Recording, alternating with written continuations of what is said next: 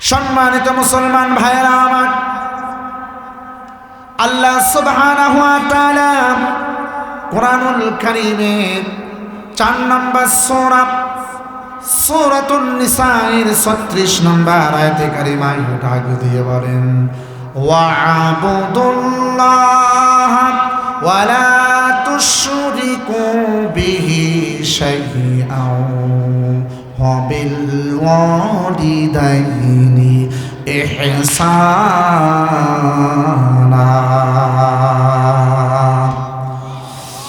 সম্মানিত মুসলমান ভাইরা আমার, আল্লাহ সুবহানাহু ওয়া তাআলা বললেন, ও আমার গোলামেরা, তোমরা আমি আল্লাহর ইবাদত করো, দাসত্ব করো, আমি আল্লাহর হুকুম আহকামগুলো যথাযথভাবে আদায় করো।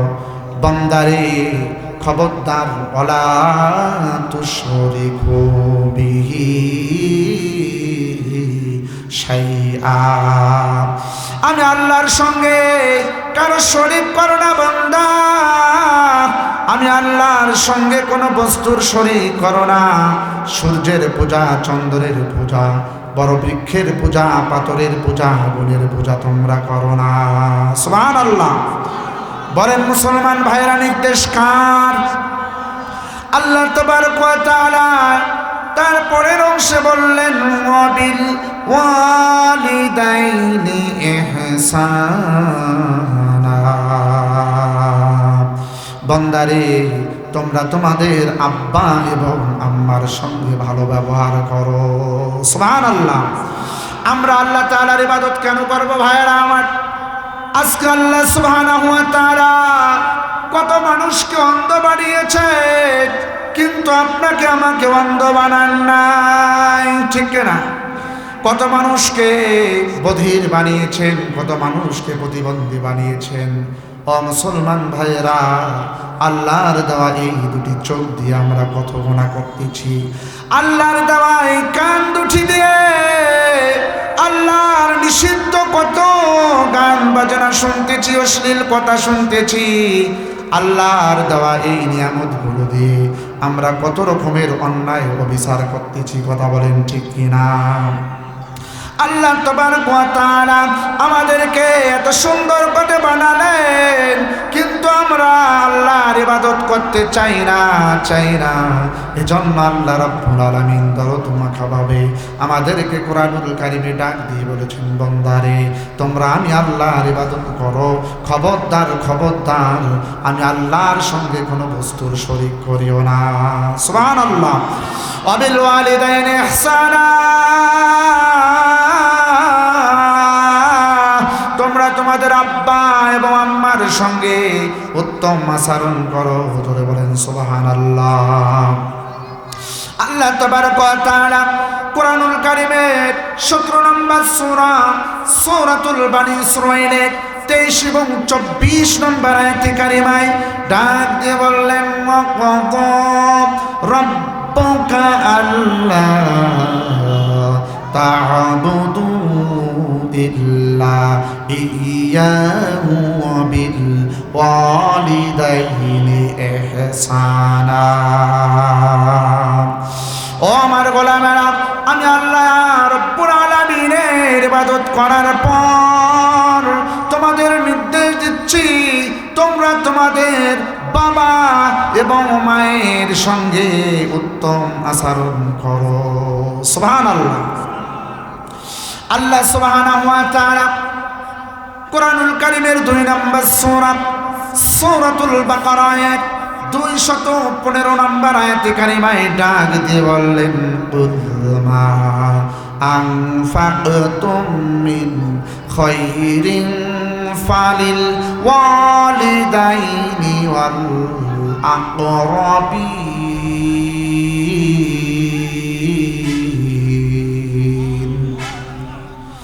সম্মানিত মুসলমান ভাইরা, আল্লাহ সুবহানাহু ওয়া তাআলা বললেন, ইয়া রাসূলুল্লাহ,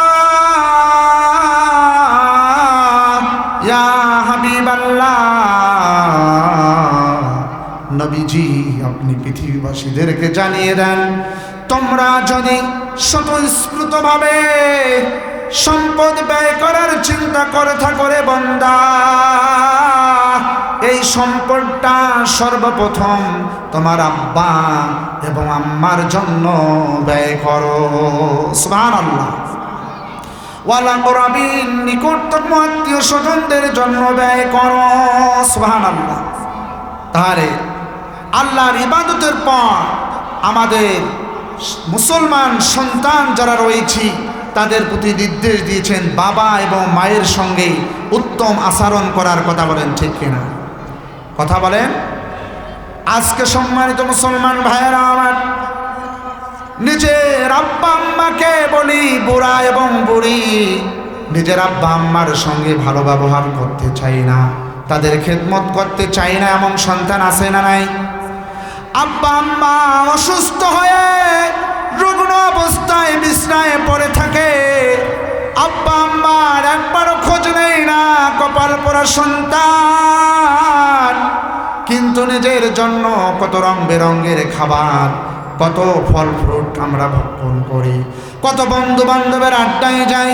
ও মুসলমান ভাইয়েরা, ও পর্দার অন্তরালের মহিলা মা এবং বোনেরা, নিজের ভাগ্যকে যদি খুলতে চান, রিজিকের বৃদ্ধি যদি করতে চান, সম্মান বৃদ্ধি যদি করতে চান, সর্বপ্রথম আল্লাহর ইবাদতের পর নিজের আব্বা এবং আম্মার খিদমত করতে হবে। ঠিক না? আব্বা এবং আম্মার খিদমতের মধ্য দিয়ে আল্লাহর রহমত নাজিল হয়। ও মুসলমান সন্তান, খবরদার খবরদার, নিজের মায়ের সঙ্গে বেয়াদবি করো না, নিজের মাকে অবহেলা করো না। ও সন্তান, তুমি কি জানো তোমার মাটা এই মতো জীর্ণ শীর্ণ ছিল না রে সন্তান। তোমার মাটা এমনি চামড়াগুলো ঢিলা হয়ে যায় নাই। তোমার আমার সকলের মাগুলো একদিন তারুণ্যতা, জৌলসতা, যৌবনকাল ছিল, রং ধরা জীবন ছিল, কিন্তু তোমাকে আমাকে জন্ম দিতে গিয়ে, তোমার আমার মুখে দুধ তুলে দিতে গিয়ে, তোমার আমার সেবা যত্ন করতে গিয়ে সন্তান আজকে জনম দুঃখিনী মাটা তার যৌবন শেষ করে দিল, রং ধরা শরীরটা শেষ করে দিল। আজকে মায়ের শরীরটার দিকে একবার তাকিয়ে দেখো, নিজের জনম দুঃখিনী মা কতটা দুর্বল হয়ে গেছে রে সন্তান। নিজের জনম দুঃখিনী মা ভালোভাবে হয়তো হাঁটতে পারে না, হয়তো তোমার আমার কাছে বারবার একটা কথা জিজ্ঞেস করে, এই সন্তানকে বারবার হয়তো আদর করে কাছে ডাকে। এটা কিন্তু তার কোনো অপরাধ নয়। তোমাকে আমাকে মানুষ করতে গিয়ে আজকে আমাদের মা গুলো বৃদ্ধ হয়ে গেছে। কথা বলেন ঠিক কিনা? ও মুসলমান ভাইয়েরা, এই মায়ের খিদমতের মধ্য দিয়ে এই পৃথিবীতে আল্লাহ সুবহানাহু ওয়া তাআলা কত মানুষকে অনেক সম্মান দিয়েছেন, মর্যাদা দান করেছেন। বলেন সুবহানাল্লাহ। আল্লাহর একজন ওলি হযরতে বাইজিদ বুস্তামি রহমাতুল্লাহ আলাইহি, নাম শুনেছেন? কথা বলেন। কি ব্যাপার, ধন তোলার মানুষের মন খারাপ নাকি? এই মাহফিল পেয়ে আপনারা বেজার? এই টুপিওয়ালা হিংসা হিংসি কি এখনো দূর হবে না? কথা কয় না কেন? আরে বাবা কথা বলেন না কেন? পাঞ্জাবিওয়ালায় মুসলমান কি এখনো আমরা দ্বন্দ্বে থাকবো, নাকি সকলেই হাতে হাত রেখে এই সুযোগে আল্লাহর জমিনে আল্লাহর দ্বীন কায়েমের জন্য আমরা চেষ্টা করব? চেষ্টা করবেন তো ইনশাআল্লাহ? সম্মানিত মুসলমান ভাইয়েরা, বাইজিদ বুস্তামি রহমাতুল্লাহ আলাইহি, তেনার মা বাইজিদ বুস্তামি রহমাতুল্লাহ আলাইহিকে বলেছেন, বাবা আমি পানি পান করব, তুমি আমার জন্য পানি নিয়ে এসো। জোরে বলেন সুবহানাল্লাহ। হযরতে বাইজিদ বুস্তামি রহমাতুল্লাহ আলাইহির মা যখন সন্তানকে বলেছেন, বাবা আমি পিপাসিত, আমাকে পানি পান করাও, বাইজিদ বুস্তামি রহমাতুল্লাহ আলাইহি পানি আনার জন্য গেলেন। পানি নিয়ে আসার জন্য গিয়ে দেখলেন কলসে পানি নাই। তিনি কলস নিয়ে দূরে একটু চলে গেলেন পানি নিয়ে আসার জন্য। গ্লাসে করে পানি নিয়ে মায়ের শিহরের পাশে এসে দেখলেন মা জননী ঘুমায়ে গেছে। আল্লাহু আকবার। সম্মানিত মুসলমান ভাইয়েরা আমার, বাইজিদ বুস্তামি রহমাতুল্লাহ আলাইহির মা ঘুম থেকে উঠে গভীর রজনীতে তাকিয়ে দেখেন ছোট্ট বাইজিদ পানির গ্লাস নিয়ে মায়ের শিহরের পাশে দাঁড়িয়ে আছে। মা জননী ডাক দিয়ে বললেন, বাইজিদ, এই শীতের রাত, কনকনে শীতের মাঝে তুমি কেন পানির গ্লাস নিয়ে দাঁড়িয়ে আছো বাবা? বাইজিদ বুস্তামি রহমাতুল্লাহ আলাইহি ডাক দিয়ে বললেন, মা, তুমি তো পানি পান করতে চেয়েছিলে, আমি পানি আনতে দেরি হয়েছে, তুমি ঘুমায় পড়েছো মা। আবার তুমি ঘুম থেকে উঠে কখন পানি চাও, এজন্য আমি পানির গ্লাস নিয়ে তোমার শিহরের পাশে দাঁড়িয়ে আছি, যাতে তুমি ঘুম থেকে উঠে পানি চাইলেই সাথে সাথে পানি দিতে পারি। সুবহানাল্লাহ। ও মুসলমান ভাইয়েরা, ও পর্দার অন্তরালের মহিলা মা এবং বোনেরা, আল্লাহর বান্দা ছোট্ট মানুষ বাইজিদ তার হাত থেকে পানির গ্লাসটা নিয়ে মা জননী পানি পান করলেন। ছোট্ট বাইজিদকে চাদরে মোড়াইয়া শোয়াই দিয়া উজু করে নামাজ আদায় করে দুটি হাত তুলে ডাক দিয়ে বললেন, রব্বুল আলামিন, আমার ছোট্ট বাইজিদ আমার পিপাসা নিবারণের জন্য সারা রাত শীতের রাতে পানির গ্লাস নিয়ে আমার শিহরের পাশে দাঁড়িয়েছিল। হায় আল্লাহ, আমি দোয়া করি আমার এই ছোট্ট বাইজিদকে জামানার মুজাদ্দিদ হিসাবে কবুল করো। সুবহানাল্লাহ। আল্লাহ সুবহানাহু ওয়া তাআলা মায়ের দোয়া কবুল করলেন। হযরতে বাইজিদ বুস্তামি রাহমাতুল্লাহ আলাইহিকে সুখ শ্রেষ্ঠ আলেম হিসাবে আল্লাহ তাআলা কবুল করেছেন, ঠিক কিনা? ও মুসলমান ভাইয়েরা, খবরদার খবরদার জনম দুঃখিনী মাকে ধমক দিবা না। আল্লাহ রব্বুল আলামিন কোরআনুল কারীমের 17 নম্বর সূরা সূরাতুল বনী ইসরাঈলের 24 নম্বর আয়াতে কারিমায় ডাক দিয়ে বলেন, ইম্মা ইয়াবলুগান্না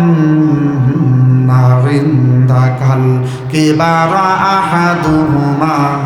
ও আমার গোলামেরা, তোমার আব্বা এবং আম্মার কোনো একজন যদি বৃদ্ধ বয়সে উপনীত হয়ে যায়, খবরদার তাদের সঙ্গে এমন আচরণ করো না রে গোলাম, যে আচরণের মধ্যে আমাদের জনম দুঃখিনী মা এবং বাবা শব্দটা করে, ঠিক না? ও মুসলমান ভাইয়ারা, শুধু কি তাই, বনী ইসরাঈলের জামানায় 3 জন আল্লাহর বান্দা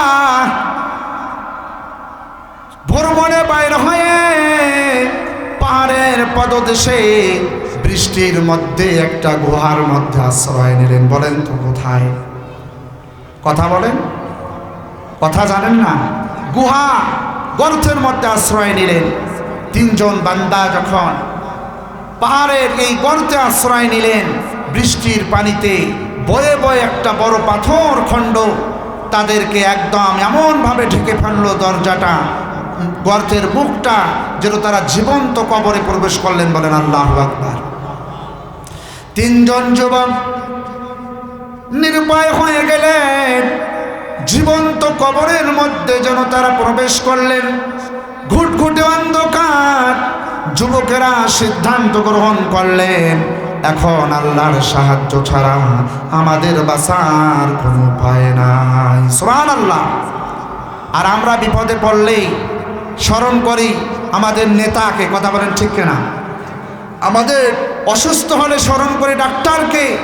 আগেরকার দিনে দেখা যেত, এখন এক বৃদ্ধ বাবারা এখানে আছেন, অসুস্থ হলেই ভালো আলেম ভালো পীরদের দরবারে গিয়ে পানি পরা নেওয়া হতো, ঝাড়ফুঁক করে নেওয়া হতো। আল্লাহ তাআলার অশেষ মেহেরবানিতে অনেক বড় বড় রোগ আল্লাহ তাআলা মাফ করে দিতেন। কথা বলেন না কেন? কথা বলেন না কেন? কিন্তু এখন আমাদের বিশ্বাস চলে গেছে ডাক্তারের ওপর। সামান্য অসুস্থ হলেই আমরা দৌড় দেই কোথায়? ডাক্তারের কাছে। ঠিক কিনা বলেন? আমরা বিপদে পড়লে স্মরণ করব কাকে? মুসলমান। আমাদেরকে জীবন দিয়েছেন কে? হায়াত দিয়েছেন কে? আসমান কার? জমিন কার? সৃষ্টিকার?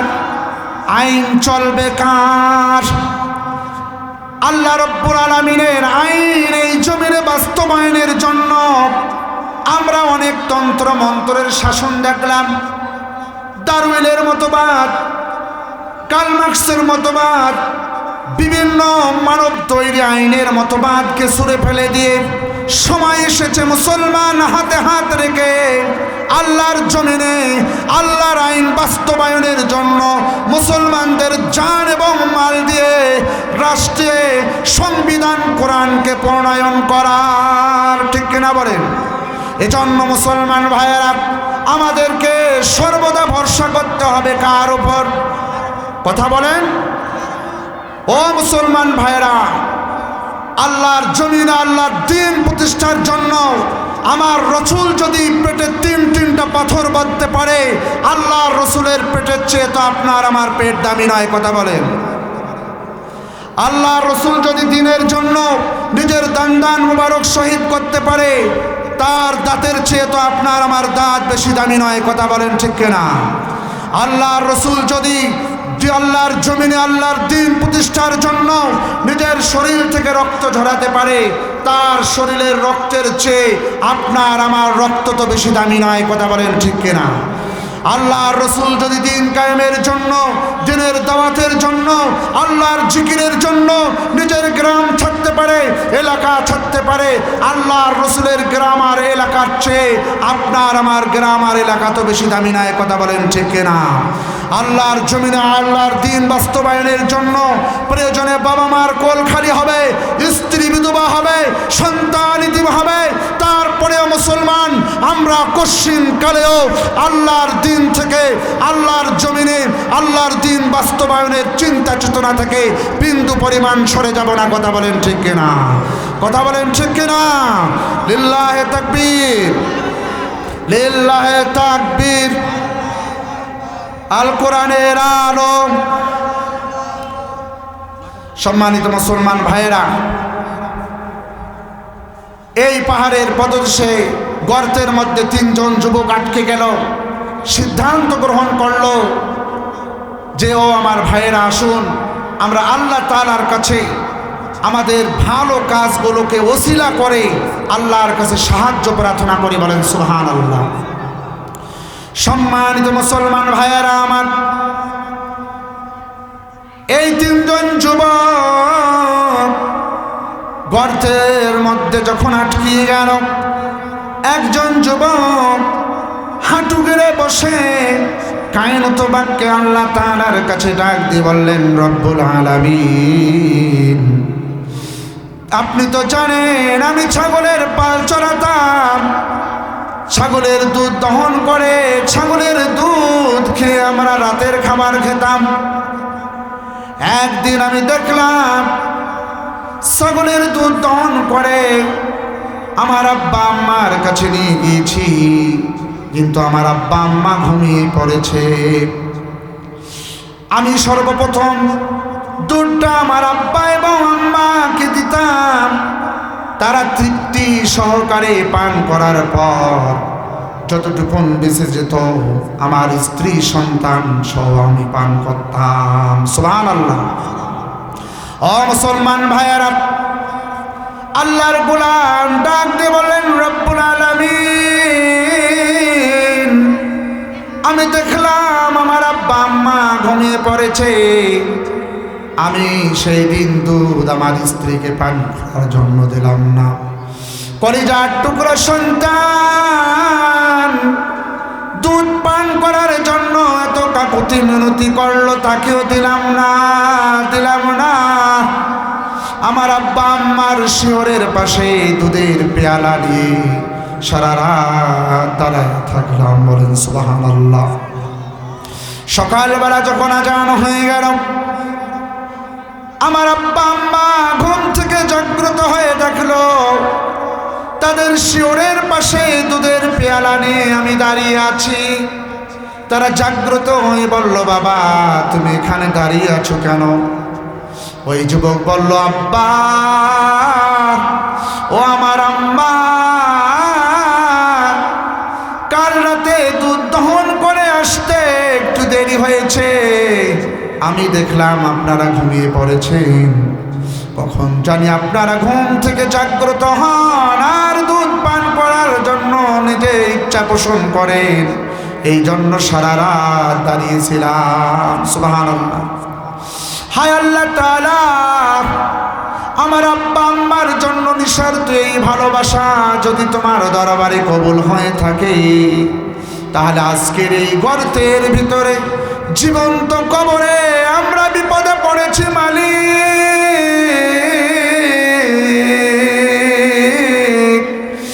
আমাদের এই গর্তের মুখ থেকে পাথর খণ্ডটা একটু সরায় দেন।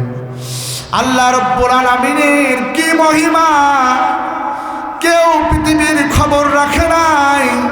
ওই পাহাড়ের গর্তের মধ্যে 3 জন যুবক আটকায় গেছে। আল্লাহ সুবহানাহু ওয়া তাআলা ওই যুবক বান্দার আব্বা আম্মার খিদমতে এত খুশি হয়েছিলেন, আল্লাহ সুবহানাহু ওয়া তাআলা গর্তের মুখ থেকে পাথর খণ্ডটা একটু সরিয়ে দিলেন। সুবহানাল্লাহ। হযরত আব্দুল্লাহ ইবনে মাসউদ রাদিয়াল্লাহু তাআলা আনহু হতে বর্ণিত, তিনি বলেন, সালতুন নবিয়া সাল্লাল্লাহু আলাইহি ওয়াসাল্লাম, আল্লাহ রাসূলের কাছে একজন সাহাবী জিজ্ঞেস করলেন, ইয়া রাসূলুল্লাহ, ইয়া হাবিবাল্লাহ, ওগো পয়গম্বর, আইয়ুল আমালি আহাব্বু ইলাল্লাহ। নবীজি, আল্লাহ রাব্বুল আলামিনের কাছে সবচেয়ে উত্তম ইবাদত কোনটি? জোরে বলেন সুবহানাল্লাহ। আল্লাহ রাসূলের কাছে গিয়ে জিজ্ঞেস করলেন, ইয়া রাসূলুল্লাহ, আল্লাহর কাছে সবচেয়ে উত্তম ইবাদত কোনটি? জোরে বলেন সুবহানাল্লাহ। আমরা তো আজকে আলেম ওলামাদের সঙ্গে সম্পর্ক নাই, সম্পর্ক এলাকার সবচেয়ে যেটা ভয়ঙ্কর মানুষ, সুদখোর, ঘুষখোর, জেনাখোর, যেটা সবচেয়ে বড় জাউরা, সেটার সঙ্গে আমরা সম্পর্ক করি, কথা বলেন ঠিক কিনা? আর দিনদার, ইমানদার, মুত্তাকির মানুষ যাদেরকে, এদেরকে আমরা বিভিন্ন তহমত দেই, যুদ্ধ অপরাধী, দেশদ্রোহী, জঙ্গি, এভাবে তহমত দিয়ে তাদেরকে দূরে সরে দেয়, তাদের থেকে আমরা দূরে থাকি, কথা বলেন ঠিক কিনা? আল্লাহ রসুলের কাছে সাহাবীরা জিজ্ঞেস করলেন, ইয়া রাসূলুল্লাহ, আল্লাহর কাছে সবচেয়ে প্রিয় আমল কোনটি? সুবহানাল্লাহ বলেন। قال رسول الله صلى الله عليه وسلم الصلاة لوقتها। রাসূলুল্লাহ বললেন, ও আমার উম্মত, আল্লাহর কাছে সবচেয়ে প্রিয় ইবাদত হচ্ছে ওয়াক্ত মতো নামাজ পড়া। জোরে বলেন সুবহানাল্লাহ। আল্লাহ রসুলের কাছে সাহাবী জিজ্ঞেস করলেন, সুম্মা আইয়ুব, অতঃপর কোন আমলটি আল্লাহর কাছে সবচেয়ে প্রিয়? আল্লাহর নবী সাল্লাল্লাহু আলাইহি ওয়াসাল্লাম বললেন, বিররুল ওয়ালিদাইন, আব্বা এবং আম্মার সঙ্গে ভালো ব্যবহার করা। সুবহানাল্লাহ। তাহলে দ্বিতীয় নম্বরে আল্লাহর কাছে সবচেয়ে প্রিয় আমল কোনটি? নিজের জনম দুঃখিনী মা আর বড় আদরের বাবা আব্বা এবং আম্মার সঙ্গে উত্তম আচরণ করা। জোরে বলেন সুবহানাল্লাহ। সাহাবী আমার জিজ্ঞেস করলেন, ইয়া রাসূলুল্লাহ, এরপর কোন আমলটি আল্লাহর কাছে প্রিয়? রাসূলুল্লাহ বললেন, আল জিহাদু ফি সাবিলিল্লাহ, আল্লাহর দ্বীনের জন্য জিহাদ করা, আল্লাহর রাস্তায় বাইর হওয়া। জোরে বলেন সুবহানাল্লাহ। আমরা আজকে আলোচনা করতেছিলাম যে আব্বা এবং আম্মা আল্লাহর পরেই আমাদের উত্তম আচরণ পাওয়ার সবচেয়ে যোগ্য সবচেয়ে স্থান হচ্ছে আব্বা এবং আম্মা। জোরে বলেন সুবহানাল্লাহ। তাহলে বাবা মার খেদমত করতে রাজি আছি তো ইনশাআল্লাহ? আর যাদের বাবা মা নাই, বাবা বা বেঁচে থাকা অবস্থায় তাদের হক হচ্ছে 60টি এবং মরার পর হক হচ্ছে 60টি। যাদের আব্বা আম্মা ইন্তেকাল করেছেন, আপনারা আব্বা আম্মার জন্য সবরে সানি করবেন, দোয়া করবেন, দান সাদাকা করবেন, আর নিকট আত্মীয়দের সঙ্গে সম্পর্ক ভালো রাখবেন। এটা রাখার প্রয়োজন আছে না নাই?